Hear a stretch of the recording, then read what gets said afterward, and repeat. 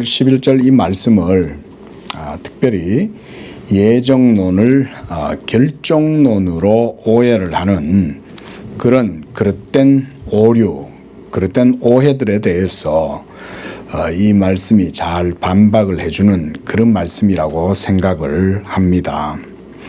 먼저 베드로 사도는 보면 10절에 너희의 부르심과 택하심에 대해서 말하고 있습니다. 그러니까 하나님은 자기의 택하신 백성들, 성도들을 부르신다. 그리고 그들을 택하셨다는 거죠. 그런데 여기 보면 형제들아 더욱 힘써서 이렇게 말해요. 자, 하나님이 예정하셨다. 하나님이 구원하시기로 선택하셨다 라고 하면 이미 하나님이 결정하고 작정했으면 힘쓸 필요가 없겠죠. 그런데 여기에 더 나아가서 베드로 사도는요 10절에서 보면 택하심을 어떻게 하라고 그럽니까? 굳게 하라 이렇게까지 얘기를 하죠. 굳게 해라. 자, 하나님이 택하셨고 하나님이 부르셨고 하나님이 작정하고 선택했다면 뭐에 힘쓸 필요가 있고 그리고 그 택하심을 또 굳게 한다는 건 무슨 의미일까요? 그래서 너희가 이것을 행한 즉 언제든지 실족하지 아니하리라 또 이렇게 말씀을 했습니다. 여기에서 실족이라는 의미는 뭐 여러 가지 의미들로 좀 살펴볼 수 있겠지만 본문의 맥락을 따라서 이해를 해보면 하나님의 구원과 택하심에서 떨어져 나가지 않는다.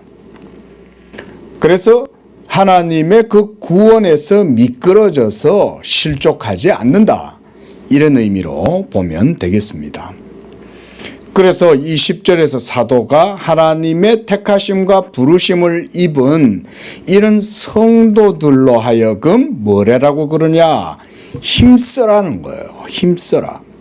이게 예정론을 이해하는 데 있어서 아주 중요한 그런 내용입니다. 그리고 택하심도 굳게 하고 또 이렇게 행한즉 그랬죠. 이렇게 행하면 언제든지 이 하나님의 은총과 자비의 복음, 그 구원의 은총 가운데에서 미끄러져서 실족하지 않는다. 이런 의미인 거죠. 자, 이 말씀이 믿음이 없이는 참 이해되기가 조금 어려워요. 저는 그 부분에 대해서 충분히 이해를 합니다. 이 말씀을 읽다 보면 여기 봐라. 하나님이 예정하고 하나님의 뜻과 작정이 이미 이루어져 있다면 힘쓸 필요는 뭐 있고 굳세게 또 노력할 필요는 뭐가 있냐 라고 이렇게 생각이 들 수가 있겠죠. 그러니까 이 말씀을 그렇게 이해를 하면 자칫 예정에 대한 선택에 대한 오해를 할 수가 있다는 거죠. 그리고 11절에 보면 이같이 하면 이렇게 말씀하죠. 이것은 사람을 행위의 주체, 어떤 구원의 능동적 주체로 오해하게끔 해줍니다. 이같이 하면 즉 힘쓰고 택하심도 인간의 편에서 굳게 하고 그래서 그것을 행하면 그래서 11절에 이같이 하면 구주 예수 그리스도의 영원한 나라에 들어가게 되는 것을 넉넉하게 너희에게 주시리라 이렇게 말했어요. 자, 여러분 그래서 이 본문의 말씀을 우리가 성경적으로 신학적으로 교리적으로 깊이 있게 살펴보는 그래서 우리가 이런 걸 신학에서는 주석적 고찰이다 이렇게도 말을 하죠. 그러니까 주석적 고찰이란 말은 다름 아니라 성경의 맥락을 따라서 이런 말이에요. 요 한 구절만 놓고 문자적으로만 해석해서 그것을 갖고 전체를 다 거기에다가 아구를 맞추려고 하면 안 된다. 그리고 이 본문의 말씀도요, 성경 전체의 맥락을 따라서 이해를 하면 사람이 구원을 이루는 데 있어서 능동적 주체자다라는 식으로 안 봐도 돼요. 그렇게 안 보고 이걸 가만히 보면 여기에는 다른 의미가 있어요. 제가 일부러 억지로 이렇게 주장하는 거 아닙니다.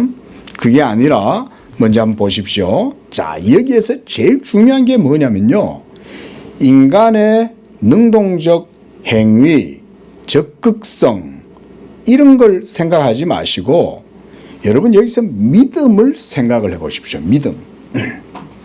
자, 이게 이제 중요한 겁니다. 자, 지금 사도가 얘기하는 게 뭐냐면 믿음을 얘기하고 있는 거예요. 믿음을. 여기에서는 지금 보면 믿음에 대한 말이 안 나오죠. 그죠? 지금 10절, 11절 내에서 믿음이라는 단어나 그런 걸 의미하는 듯한 이런 게 없잖아요.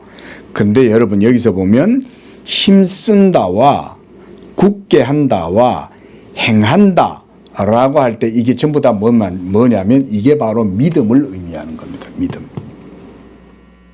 조금 더 이해하기 쉽도록 하자면 여기에다가 산 믿음이다 이런 말을 제가 좀 붙여보면 좋겠습니다.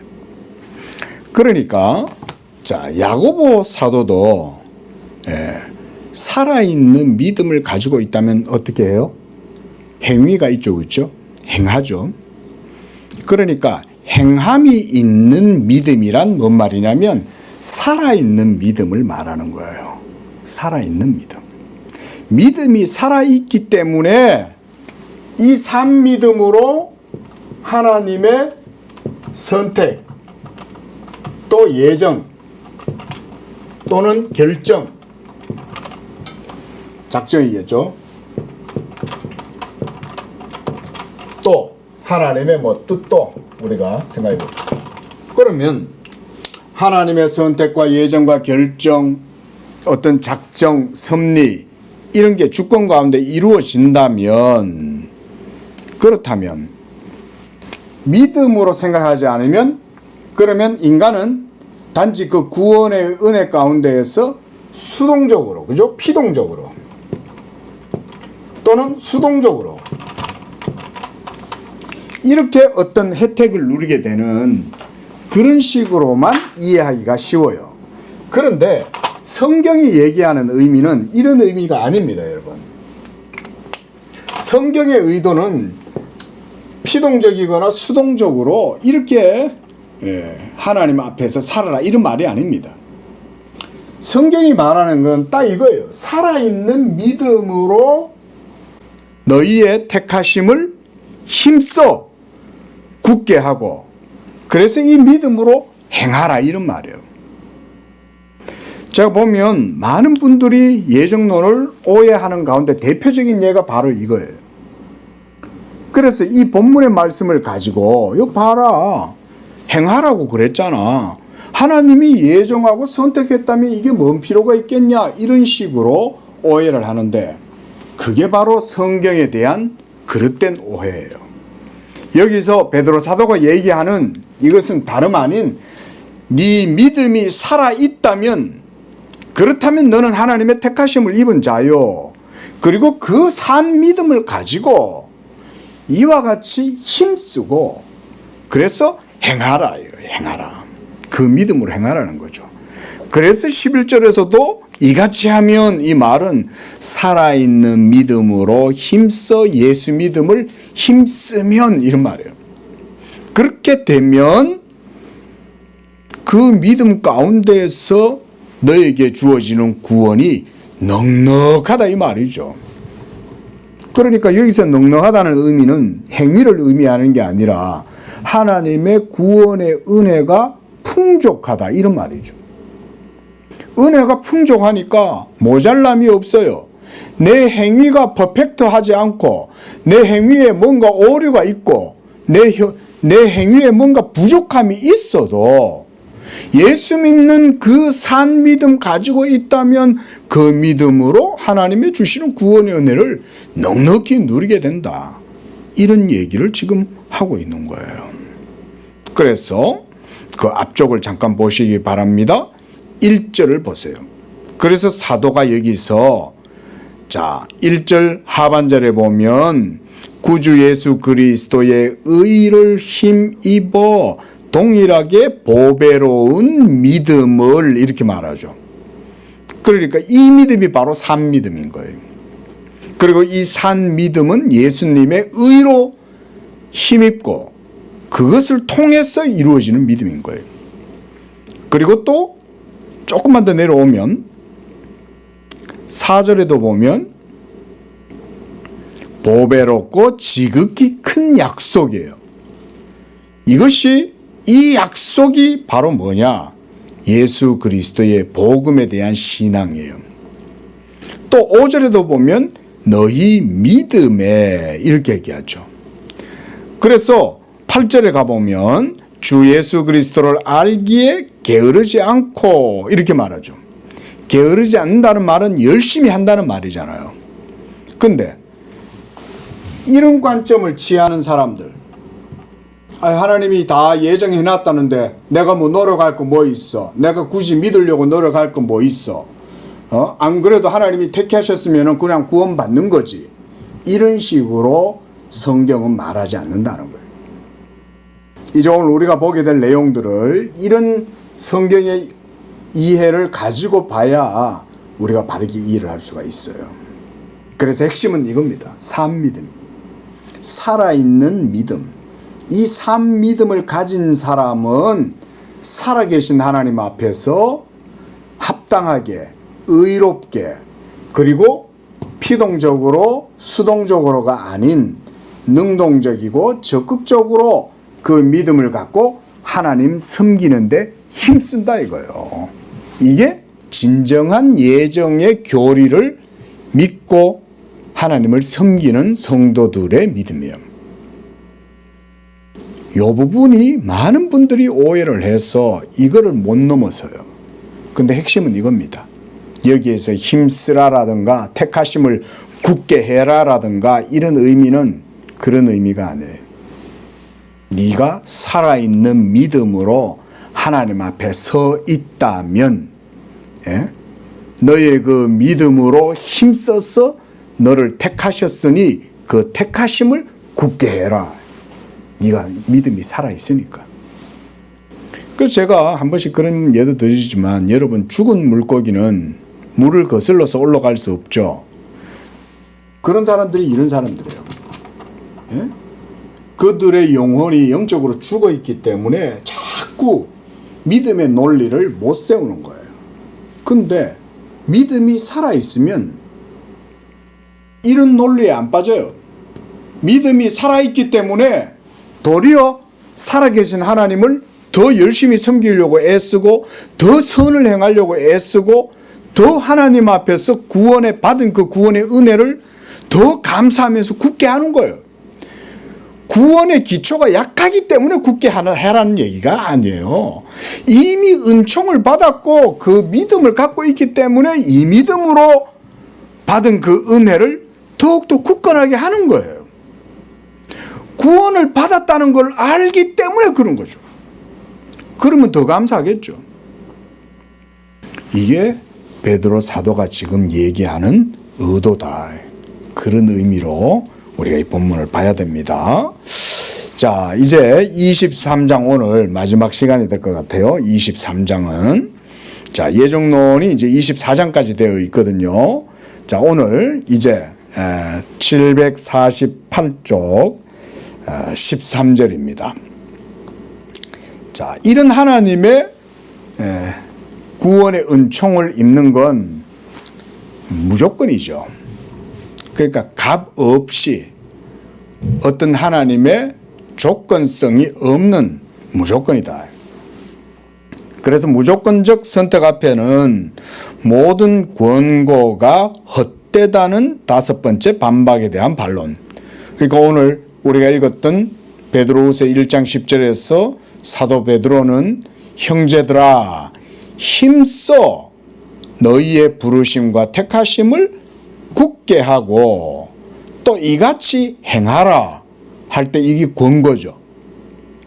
이 권고를 그래서 이제 인간의 구원의 주체적 능동적 행동으로 보면 안 된다 이 말인 거예요. 그리고 그 사람들은 바로 이런 논리로 반박한다는 거예요. 왜 이렇게 사도는 이렇게 말하냐? 그게 아니라는 거죠. 그래서 택함을 받았으므로 거룩한 삶에 이르고자 말씀의 훈련에 힘써야 된다. 이렇게 이제 역자도 표제를 붙여놓은 거예요. 자, 읽어보겠습니다. 그럼에도 불구하고 또 다른 사람들은 악의를 가지고 모렴치하게 마치 이 교리가 경건한 삶에 대한 모든 권고를 전복시키기라도 하듯이 중상을 일삼는다. 우리가 방금 읽었던 바로 그런 본문들을 이용해서 헐뜯는다 이 말인 거예요. 이런 예정의 교리를. 자, 이 사안을 두고 아우구스티누스에 대한 큰 반감을 드러낸 때가 한동안 지속된 적이 있었다. 이를 불식하기 위해 아우구스티누스는 책망과 은혜에 대한 발렌티누스 반박이라는 책을 썼다. 이것을 읽어보면 경건하고 가르침을 받을 만한 모든 독자는 쉽게 그 유익을 즐길 수 있을 것이다. 그러나 여기에서 나는 소수 몇 가지를 다루어 순수하고 다투기 싫어하는 양순한 사람들을 흡족해 할 수 있기를 소망한다. 이게 이제 칼빈의 주된 일종의 이제 논법 가운데 하나죠. 변증술 가운데 하나가 특히 교부, 그 중에서도 어거스틴을 많이 인용을 하죠. 자, 어거스틴이 발렌티누스의 이 은총에 대한, 이 구원에 대한 이 반박들에 대해서, 그래서 책망과 은혜에 대한 발렌티누스의 반박이라고 그랬죠. 자, 이것에 대해서 이제 얘기한다는 거죠. 바울이 값없는 선택에 대해 얼마나 분명한 의조로 큰 소리를 내는 선포자인지 우리는 앞에서 이미 보았다. 그리하여 그는 충고하고 권고하는데 냉담했던가. 자, 사도 바울은 성도들이 하나님의 값없는 무조건적 선택, 은총에 대해서 복음으로 변론할 때 뭐라고 얘기했습니까? 아주 열정적으로 변론하고, 그리고 너희들 그렇게 믿으면 안 돼. 너희가 열심히 믿어야 돼. 오늘 사도 베드로하고 똑같이 그렇게 얘기했겠죠. 너희가 하나님의 자녀이고 예수를 진실되게 믿는다면 주를 향해서 열심을 내라. 힘써 주를 섬겨라. 이러면서 아주 적극적으로 살아라고 말하죠. 그게 바로 권고예요. 그게. 이 권고는요, 구약의 율법의 계명의 명령과는 좀 다릅니다. 신학적이고 교리적인 내용입니다. 이 권고는요, 계명, 계율, 이건 아니에요. 계율과 명령은 아닌데도 불구하고 이 권고가 상당히 권위가 있고 이 권고가 사도들에 의해서 주어져 있죠. 서로 사랑하라. 이거는 예수님의 새 계명이기도 하지만 형제들아 너희가 하나됨을 힘써 지켜라. 이런 게 권고에 해당되죠. 근데 그거는 계명은 아니잖아요. 율법의 계명은 아닙니다. 그런데 이 권고가 아주 중요한 역할을 하는 거예요. 자, 좀 더 보겠습니다. 그래서 선한 열렬한들에게 자기들과 바울을 비교해 보도록 하자. 그렇다면 그들은 화염과 같은 그의 열정 앞에서 얼음과 같은 자기들의 열정을 발견하게 될 것이다. 자, 이게 바로 산 믿음과 죽은 믿음이다 이 말인 거예요. 이들은 죽은 믿음이죠. 여기는 산 믿음인 거예요. 지금 요 얘기입니다. 이 개념을 여러분들이 이해하셔야 돼요. 그래서 사도는 우리의 모든 불안을 일소하는 확실한 원칙을 다음과 같이 제시한다. 하나님이 우리를 부르심은 부정하게 하심이 아니요 각각 존귀함으로 자기의 안에 대할 줄을 알고 우리는 그의 만드신 바라 선한 일을 위하여 지으심을 받은 자니 이 일은 하나님이 전에 예비하사 우리로 하여금 그 가운데 행하게 하려고 했다. 그러니까 예정론을 참되게 믿는 사람들이라면 이런 결정론적 오류에 빠지지 않겠죠. 왜냐하면 그는 하나님께 대한 살아있는 참믿음을 가지고 있기 때문에 하나님의 선한 뜻을 따라 힘써서 수고하고 하나님을 섬기는 거예요. 이런 사람들은 예정의 교리를 듣는다고 해서 이런 오류에 빠지지 않아요. 그래, 나 같은 자를 하나님이 택하셨다니 얼마나 감사하냐 이러면서 도리어 더 적극적으로 주의 일에 힘쓰는 거죠. 요컨대 바울에 대해서 조금이라도 익숙한 사람들은 자기들이 서로 모순된다고 여기는 것들이 얼마나 지혜롭게 그의 말씀을 통해 조화를 이루는지 곧 이해하게 될 것이다. 이게 우리의 입장인 거예요. 얼마나 조화롭습니까? 그렇죠?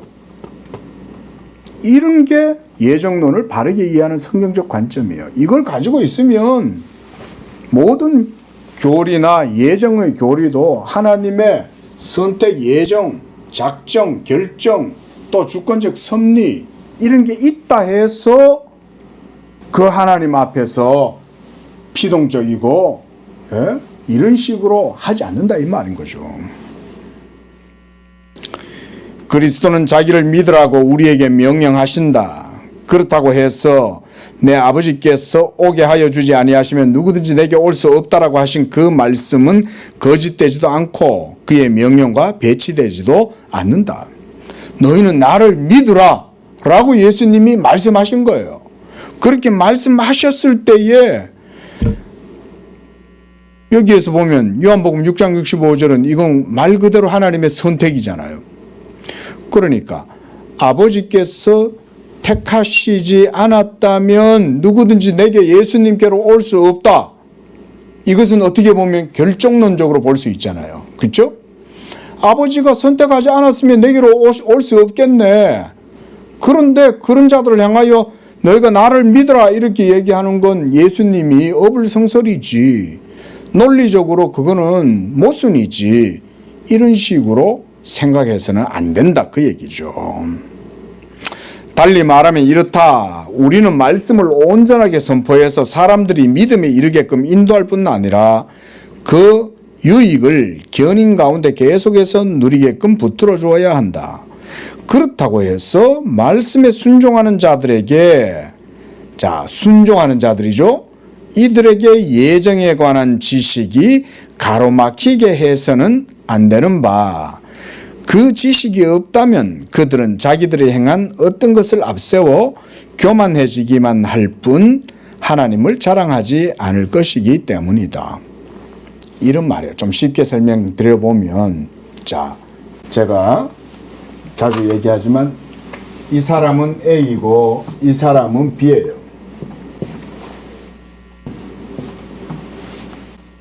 근데 여기서 보면 이 A라는 사람은 믿음을 갖고 있기 때문에 자기의 그 믿음을 가지고 하나님 앞에서 적극적으로 하나님의 뜻과 계명을 따라서 행하려고 노력하고 힘쓰는 거예요. 그런데 B는 그렇지가 않은 거예요. B는 하나님이 예정했다고? 그럼 예정했으니 그럼 예정대로 되겠네.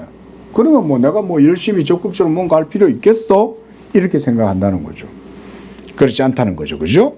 그래서 그 지식이 없다면, 그러니까 바로 이런 지식이 없다면 B는 어떤 오류에 빠지냐. 결국은 자기가 모든 일들을 행하고 그렇게 해서 자기의 행위를 자랑할 수밖에 없다. 이런 말인 거죠. 그래서 그리스도께서 마태복음 13장 9절 귀 있는 자는 들으라 라고 말씀하신 데에는 합당한 이유가 있다. 왜 주님이 귀 있는 자는 들을지어다 이렇게 말씀하셨을까? 이때 귀 있는 자는 누굴까요? A일까요? B일까요? A인 거예요. 이 사람은 왜 귀가 있어요? 살아있으니까 귀가 있는 거죠. 이 사람은 왜 귀가 없어요? 죽었으니까 못 듣는 거예요. 죽었으니까. 아우구스티누스는 다음과 같이 말한다. 왜 사람들에게는 들을 귀가 있고 저 사람들에게는 없는가? 왜 A는 들을 귀가 있고 B는 들을 귀가 없나? 누가 주의 마음을 알았느냐? 감춰진 것이 이해될 수 없다고 해서 드러난 것이 부인되어야만 하는가? 이 어거스틴이 이런 말을 한 거죠. 자, 750쪽입니다. 나는 아우구스티누스의 이 말을 충실히 옮겼다. 아마 그의 말은 나의 말보다 더 많은 권위를 지니고 있을 것이다. 그러므로 그가 쓴 것은 인용하도록 하자. 서로 어떤 사람들이 이에 대해 듣고 무감각과 타성에 사로잡혀 이전의 몸부림조차 버리고 끝내 자기의 정욕을 못 이기고 유욕에 빠지게 된다고 한들 이 사실을 빌미로 삼아 우리가 예지에 관해서 앞에서 말한 것을 거짓으로 간주해서는 안 된다. 만약 그들이 선할 것이라고 하나님이 예견하셨다면 그들의 악의가 아무리 깊이 그들 속에 머물러 있다고 하더라도 그들은 선하게 될 것이 아닌가? 만약 그들이 악할 것이라고 하나님이 예견하셨다면 그 어떤 선함이 지금 그들 가운데 헤아려진다고 하더라도 그들은 악하게 될 것이 아닌가? 그렇다면 이런 이유들 때문에 하나님의 예지에 관한 참된 언급들에 대해서 부인하거나 침묵해야 하는가? 무엇보다 그 침묵으로 인하여 다른 오류들이 야기된다면 어떻게 해야 할 것인가? 참된 것의 이유에 대해서 침묵하는 것과 참된 것을 말하는 필연성은 서로 구별되어야 한다. 참된 것에 대해서 말하지 않는 이유를 장황하게 모두 찾아내고자 하는 것은 부질없다. 그러나 그중 한 가지 이유는 주목해야 한다. 즉 이해하고 있는 자들에게 더해지기를 원하는 어떤 지식이 이해하지 못하고 있는 자들을 더욱 악화시키지 않도록 해야 한다는 것이다. 사실 이해하지 못하고 있는 자들은 참된 것을 말한다고 해서 더 지혜롭게 되지도 않고 더 악화되지도 않는다. 자, 지금 무슨 얘기하는지 이해되세요? 계속 그냥 이 논리를 이해하시면 돼요. 지금 방금 우리가 읽었던 그 문장도 보세요. 이해하지 못하고 있는 자들이죠. 이 사람들은. 그러면 이들한테 참된 것을 이 참된 것 이건 객관적 사실이죠. 참된 것이라는 말은 뭐 제가 객관적 사실이라고 우리 이렇게 한번 이해를 해보면 좋을 것 같아요. 하나님의 선택과 예정과 작정과 결정 또 그의 모든 주권적 섭리, 행동 이런 건 사실 객관적 사실이죠. 근데 사실 이들은 이걸 이해를 못하는 거죠. 그렇죠? 근데 이들은 어때요? 이걸 이해하죠. 이거를 명백하게 아주 판명하게 이해하고 있죠. 클리어하게. 근데 이거를 클리어하게 이해하고 있지만 이 사람들은 왜 이런 결정론적 오류에 빠지지 않을까요? 그들은 들을 귀가 있는 산 믿음을 가지고 있기 때문에 그런 거죠.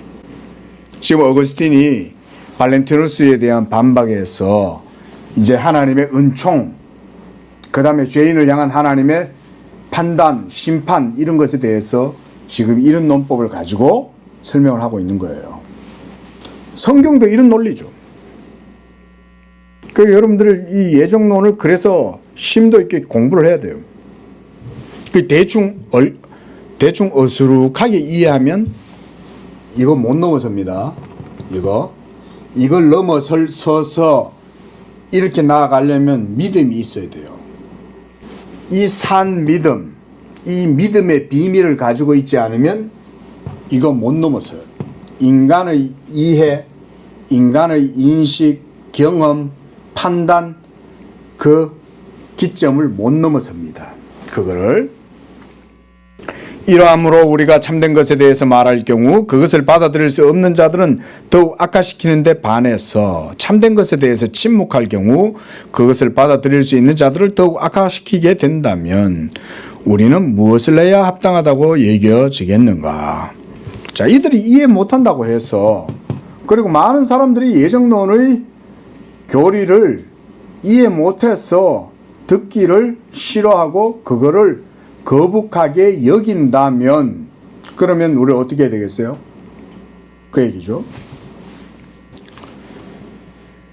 침묵해서 아무도 그것을 받아들일 수 없게 될 뿐 아니라 심지어 더욱 많은 식견을 갖춘 자들조차 그들 자신을 더욱 악화시키는 결과를 낳게 되는 일은 없어야 하지 않겠는가? 만약 식견을 갖춘 자들이 참된 것을 듣고 받아들이게 된다면 그들을 통하여 많은 다른 자들도 배우게 될 것이기 때문이다. 성경이 증인이 될 때 우리는 말해야 한다. 이걸 다르게 얘기해 보면 성경이 말하는 건 우리가 이성적으로, 경험적으로, 논리적으로 이게 우리한테 뭔가 많은 갈등을 유발시키고 그것 때문에 위화감이 발생하고 이렇게 되더라도 성경이 말하는 건 말해야지, 이런 말인 거예요. 그러나 우리는 그렇게 하기를 원치 않는다. 왜냐하면 참된 것을 받아들일 수 없는 자들이 우리의 말로 걸려 넘어지게 될까 두려워하기 때문이다. 그러나 참된 것을 받아들일 수 있는 자들이 우리의 계속되는 침묵으로 말미암아 거짓에 연루되는 것은 두려워하지 않는다. 목사라면 어떻게 해야 될까요? 목사는 누구를 위해서 말씀을 전해야 될까요? 네, 지금 이게 전부 다 어거스틴 이야기입니다. 지금. 자, 어거스틴이 지금 그 얘기하는 거죠. 예정론의 이 논리를 이해하지 못해가지고 듣기 거북스러워하고 심지어 그것 때문에 이 예정의 교리를 이해하지 못하고 넘어서지 못하는 사람들이 이 예정 교리를 계속 강조해서 그것 때문에 시험에 들고 마음이 상해갖고 실족하게 되면 어떡하겠냐. 그러면 그들 때문에 참된 것, 이거죠. 객관적 사실을 말해주지 않게 됐을 때 산 믿음을 가진 사람들조차도 믿음이 시험을 받으면 어떻게 되겠어요? 그 목사는 그때 어떻게 선택을 해야 될까요, 여러분? 여러분이 목사님이라고 생각을 한번 해보시면 어떻게 하실 것 같아요? 자, 아우구스티누스의 마지막에 이러한 생각을 더욱 간략하게 집약해서 다음과 같이 훨씬 더 분명하게 확정한다. 자, 그러므로 이것도 어거스틴의 말입니다. 그러므로 사도들과 그들을 계승한 교회의 교사, 교부라고 할 수가 있겠습니다. 그들이 하나님의 영원한 선택을 경건하게 공표하는 일과, 공표예요. 말한다는 거예요, 이게. 공적으로.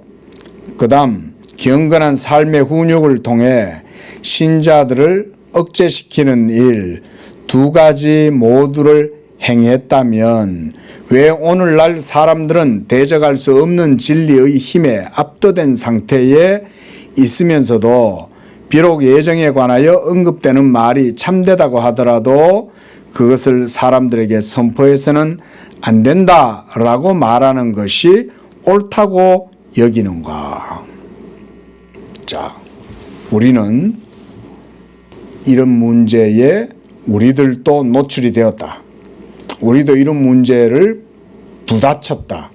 그러면 우리는 어떻게 해야 될까요?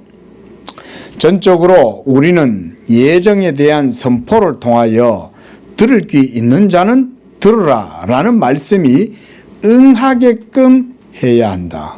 그러려면 어떻게 해야 돼요?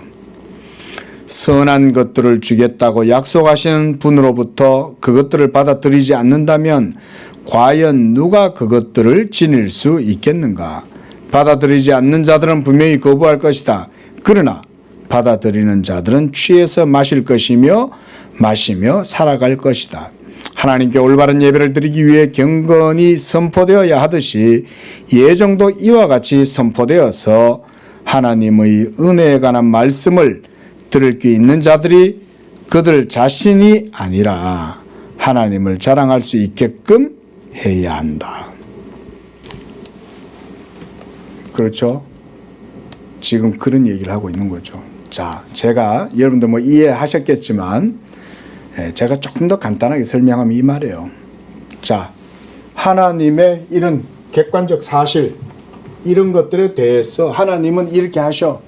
하나님은 이런 분이야. 그리고 예정하시고 긍휼의 그릇과 진노의 그릇을 예비해서 자기의 이름과 영광을 위하여 하나님 그렇게 하셔 라고 고백하는 산 믿음, 살아있는 믿음을 가진 사람들은 도리어 목사가 이것을 공표하고 선언을 하면 이들은 어떻게 하겠어요? 하나님을 더 찬양하겠죠. 그렇습니다. 하나님은 그런 분이에요.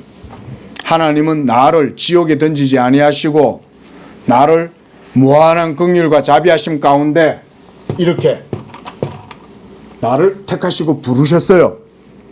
감사하나이다. 이럴 거 아니에요?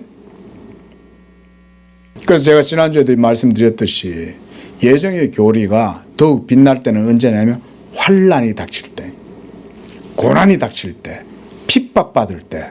여러분 이게 놀랍지 않습니까? 환난과 핍박과 고난이 임할 때 여기에 안 빠진다니까요.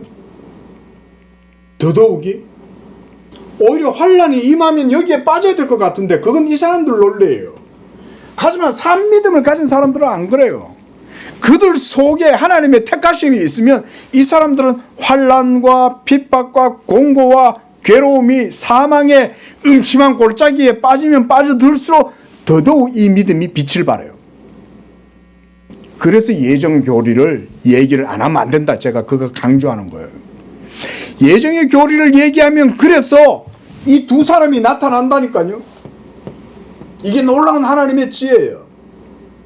하나님은 우리의 믿지 아니함을 하나님이 그런 방법으로 변론하시는 거예요. 자기 스스로. 그래서 진실하고 산 믿음, 참 믿음을 가지고 있는 사람들은 그게 드러나게 돼 있어요.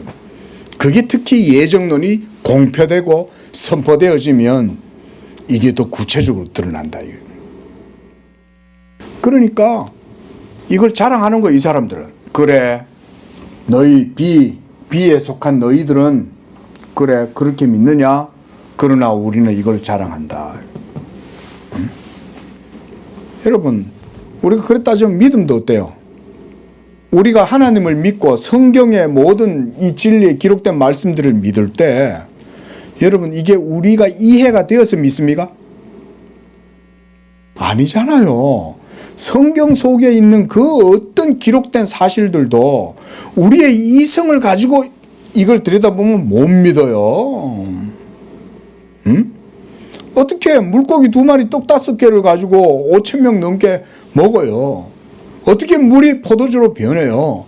어떻게 죽은 지 사흘 돼가지고 냄새가 나는 그런 송장이 다시 살아나냐고요. 어떻게 홍해가 갈라지냐고요. 어떻게 만나가 내리냐고요. 어떻게 사막에서 샘이 솟아나고 어떻게 그런 기적과 역사들이 나타나냐 이 말인 거죠. 그래 놓고도 예정론을 못 믿는다? 그러면 아예 성경을 안 믿는다고 말해야지. 그러나 사람으로서는 할 수 없지만 하나님은 하나님의 방법대로 해요. 하나님으로서는 하실 수 있느니라 이렇게 믿어드려야지. 그렇게 믿어드려야 하나님이 영광을 받으시는 거예요. 그런 논리로 성경을 봐라. 자, 14절도 보겠습니다. 택함받은 자들에게는 책망도 건덕을 위한 것이다.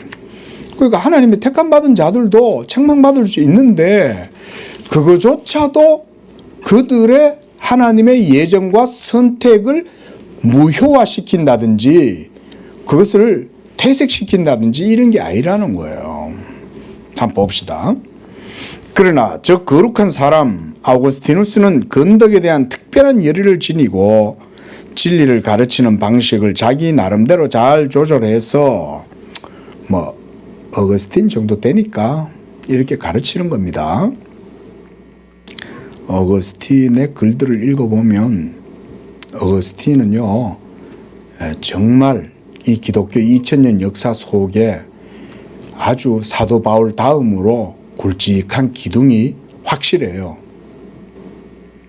자, 가능한 한 다른 사람들을 걸려 넘어지게 하는 일이 없도록 신중을 기한다.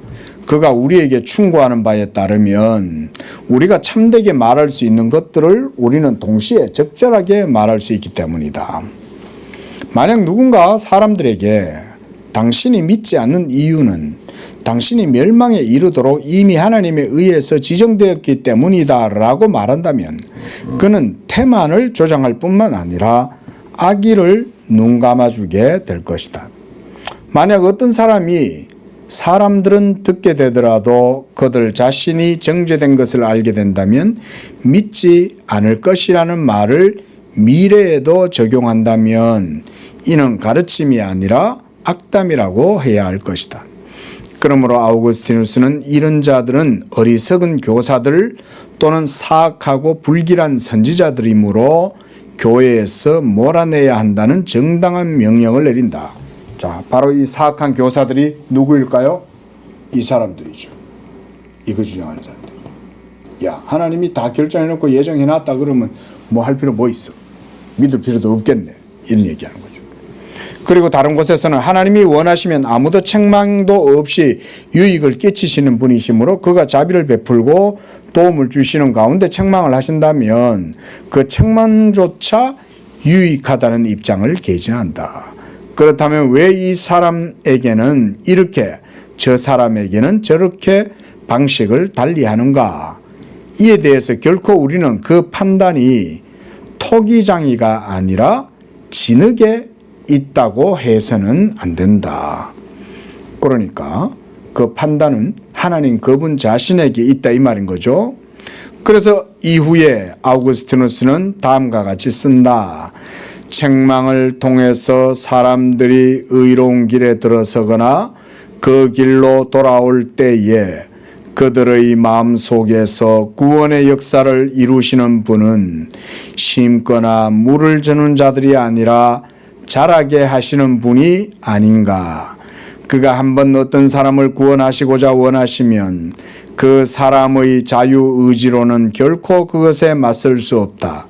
원하시는 모든 일을 하늘에서와 땅에서 행하시는 분이시자 장래에 있는 것들조차 행한 분이신 하나님의 뜻은 사람의 뜻으로 결코 거역될 수 없다. 그러므로 그 무엇으로도 그가 원하시는 대로 행하시는 것을 가로막을 수 없다. 왜냐하면 그는 다름 아닌 사람들의 뜻을 가지고 자기의 뜻에 따라 행하시기 때문이다. 또한 그는 사람들을 자기에게로 인도하시는 바 그들의 육체를 고리들로 얽어매시는 것이 아닌가? 그렇지 않다. 그러니까 이렇게 코에 콧뚜레를 꿰가지고 막 질질 끌고 다녀서 억지로 뭔가를 하도록 시키는 게 아니냐 이런 말이에요.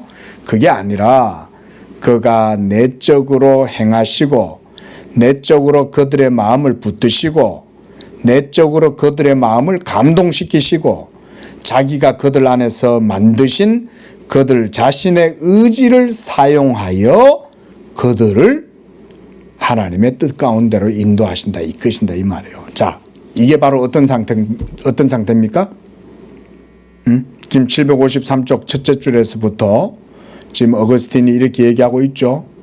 내적으로 행하고 내적으로 마음을 붙들고 내적으로 그들 마음을 감동하시고 그들 안에서 만드신 그들 자신의 의지를 사용해서 그들을 순탄하게 이끌어 가신다. 이게 적극적이고 능동적이죠. 그게 바로 어떤 상태입니까? 바로 이 상태인 거예요. 살아있는 믿음의 상태가 바로 이런 사람들이에요. 이 사람들은 여기에 안 빠져요. 이 사람들은 하나님의 객관적 사실을 인정해요.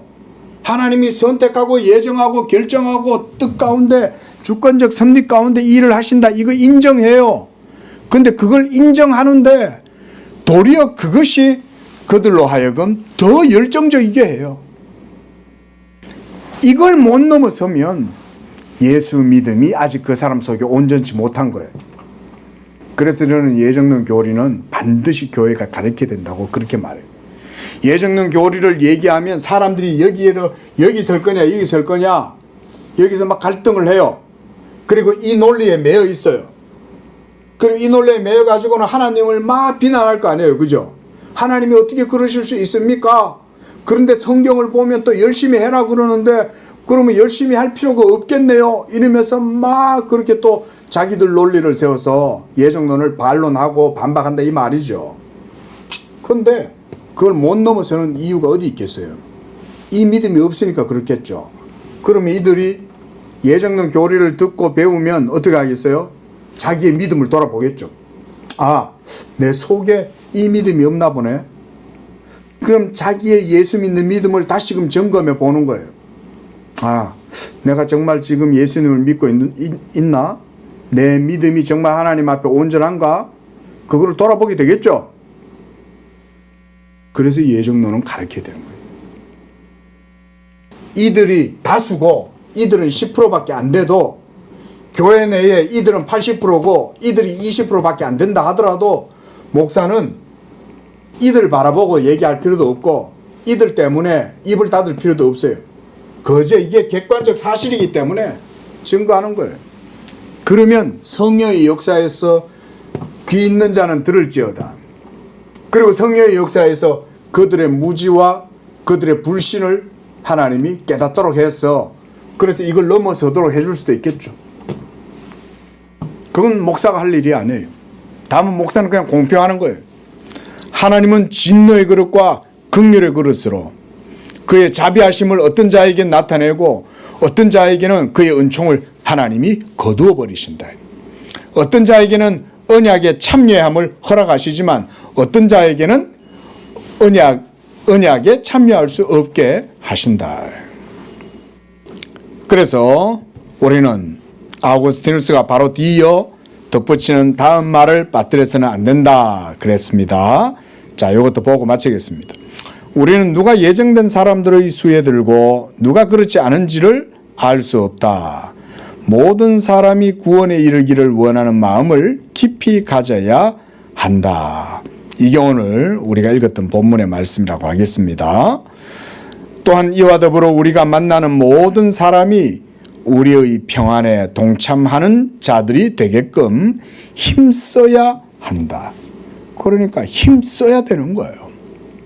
노력해야 되는 거예요. 그래서 예정론 교리를 결정론적으로 이해를 해서 하나님이 모든 걸 다 작정하고 결정해 놨으니까 우리는 아무것도 할 필요도 없고 그게 무의미하겠네 이런 게 아니에요. 살아있는 믿음을 가지고 있는 사람은 도리어 열심히 적극적으로 능동적으로 임한다 이런 말인 거죠. 그렇지만 오직 평안의 자녀들 위에만 이게 하나님의 택하심이죠. 하나님의 은밀한 날개 그늘 아래에 있는 그 택하심을 받은 자녀들 위에만 이 복음의 평안이 깃들게 될 것이다. 이렇게 말씀합니다. 그러므로 유익하면서도 엄격한 책망은 모든 사람을 치료하는 약과 같아서 그것이 처방되면 그들이 스스로 파멸하거나 남을 파멸시키는 일이 없게 될 것이다. 자, 엄격한 책망.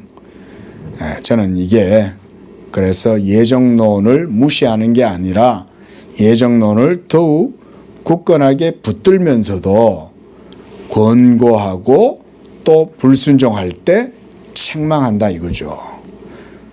그럼 책망한다는 말은 뭐냐면 너 구원 안 받을 수도 있어. 너 하나님의 예정 가운데 없을 수도 있어.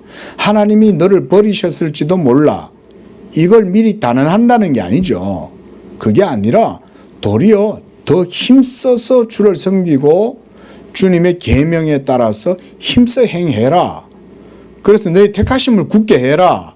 이런 의미로 책망도 해야 된다는 거죠. 만약 결정되어져 있다면 책망할 일이 뭐 있어요? 그건 필요 없는 일이죠. 근데 책망하라는 이유는 뭐냐? 산 믿음을 가지고 있다가도 이 믿음에서 때때로 탈선할 수 있죠. 그죠? 산 믿음을 가지고 있지만 이 산 믿음은 완전한 믿음이 아니에요. 연약해요. 그래서 책망하는 거예요. 그래서 네가 힘을 내고 힘써. 그래서 그렇게 행해라 라고 이렇게 권고도 하고 책망을 하는 겁니다. 그래서 이것이 치료하는 약과 같아서 처방이 되면 스스로 파멸되거나 남을 파멸시키는 일이 없게 될 것이다. 우리는 이러한 일을 마땅히 여긴다. 그러나 그가 예지하셨으며 예정하신 사람들에게 그 책망이 유익하게 되도록 하는 일은 하나님께 속한 것이다. 어쨌든 목사는 성도들이 뭐 잘못하고 그렇게 해서 그릇되게 해나간다고 해서 목사가 그렇게 생각하지는 않는 거죠. 아, 저 똑바로 안 믿는 거 보니까 하나님께로부터 버림받았나 보네. 이렇게 생각하는 게 아니라는 거죠. 도리어 책망도 하고 권면도 하고 해서 하나님의 말씀 가운데로 나아가도록 한다. 그러나 하나님의 은밀한 선택은 분명하게 있다. 우리가 이렇게 이해를 해야 되는 겁니다. 자, 오늘 여기까지 하겠습니다. 기도합니다.